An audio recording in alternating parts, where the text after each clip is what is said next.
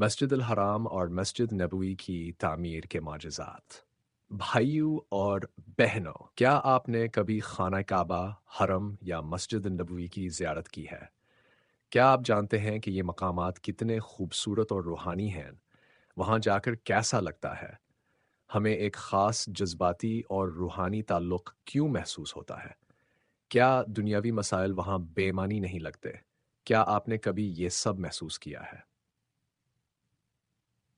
کیا آپ جانتے ہیں یہ عظیم ذمہ داری جس شخص کو سونپی گئی وہ کوئی عام انسان تھا؟ نہیں، یہ محمد کمال اسماعیل تھے، جو ایک مصری معمار اور انجینئر تھے۔ کیا آپ سمجھتے ہیں کہ جس شخص کو دنیا کے سب سے مقدس مقامات کو تعمیر کرنے کا شرف ملے وہ کوئی عام انسان ہو سکتا ہے؟ کیا یہ ممکن ہے؟ ہرگز نہیں۔ اللہ نے خود اس کو منتخب کیا تھا۔ کیا یہ حقیقت نہیں؟ ڈاکٹر کمال اسماعیل مصر میں سب سے کم عمر طالب علم تھے۔ ہے نا حیرت کی بات؟ کیا آپ جانتے ہیں کہ انہوں نے رائل اسکول آف انجینئرنگ سے سب سے پہلے گریجویشن کیا تھا اور پھر اسلامی فن تعمیر میں اعلیٰ تعلیم کے لیے یورپ گئے؟ وہ پہلے شخص تھے جنہوں نے حرمین شریفین کی مکمل تعمیر کا چارج لیا۔ کیا یہ حیرت انگیز نہیں؟ Tats. And Tirses.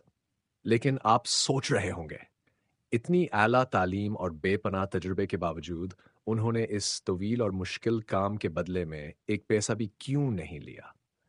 کیا آپ جانتے ہیں کیوں؟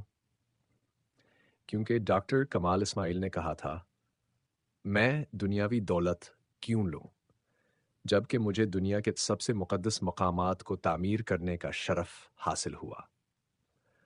کیا آپ ان کی سوچ کی گہرائی کو محسوس کر رہے ہیں؟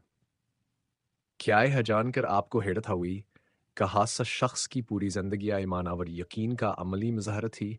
وہ ایک ساد حسد نندگی گزارتے تھے اور زیادہ تر وقت عبادت میں مشغول رہتے تھے۔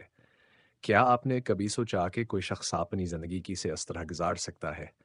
وہ سوقت عارضی سال کے تھے جب انہوں نے حرمین شریفین کی تعمیر کا معاہدہ کیا۔ کیا آپ یہ سوچ سکتے؟ لیکن یہ معجزے صرف اس شخص تک محدود تھے؟ نہیں، یہ مقدس مقامات کی تعمیر میں استعمال ہونے والے مواد بھی اپنی نوعیت کے معجزات تھے۔ کیا آپ جانتے ہیں کہ سعودی عرب کی شدید گرمی کے باوجود حرمین شریفین کا فرش ہمیشہ ٹھنڈا کیوں رہتا ہے؟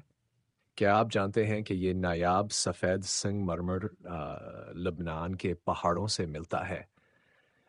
And for 7 کیا آپ یقین کریں گے جب مسجد کی تعمیر شروع ہوئی تو بادشاہ نے ڈاکٹر کمال سے کہا کہ وہ وہی سنگ مرمر استعمال کریں جو انہوں نے سال پہلے حرم کے لیے خریدا تھا۔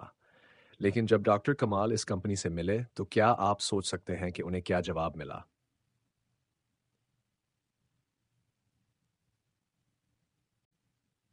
کیا آپ کو یقین آتا ہے کہ وہ سنگ مرمر 5 سال سے وہاں موجود تھا، جیسے کہ وہ ڈاکٹر کمال کے آنے اور مسجد نبوی کی تعمیر کے لیے استعمال ہونے کا انتظار کر رہا ہو؟ کیا یہ معجزہ نہیں؟ نہیں۔ کیا آپ سوچ سکتے ہیں؟ ڈاکٹر کمال نے خوشی سے آنسو بہا دیے اور کمپنی کے مالک کو ایک چیک دیا، لیکن کیا آپ جانتے ہیں کمپنی کے مالک نے پیسہ لینے سے بھی انکار کر دیا۔ کیوں؟ کیونکہ وہ بھی جانتے تھے کہ وہ کس عظیم مقصد کے لیے یہ سب کر رہے ہیں۔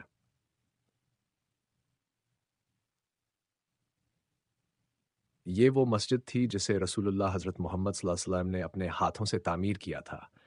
کیا آپ کو اس کی عظمت کا احساس ہوتا ہے؟ یہ وہ جگہ تھی جہاں خلیفہ راشدین نے اینٹیں رسول اللہ صلی اللہ علیہ وسلم کے ساتھ رکھی تھیں۔ کیا آپ کو اس کی تاریخ یاد ہے؟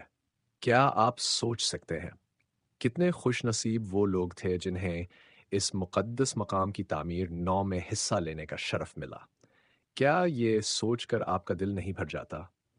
لاکھوں مسلمان ہر سال آتے ہیں، اپنے ایمان کو تازہ کرتے ہیں اور اپنے رب سے قریب ہوتے ہیں۔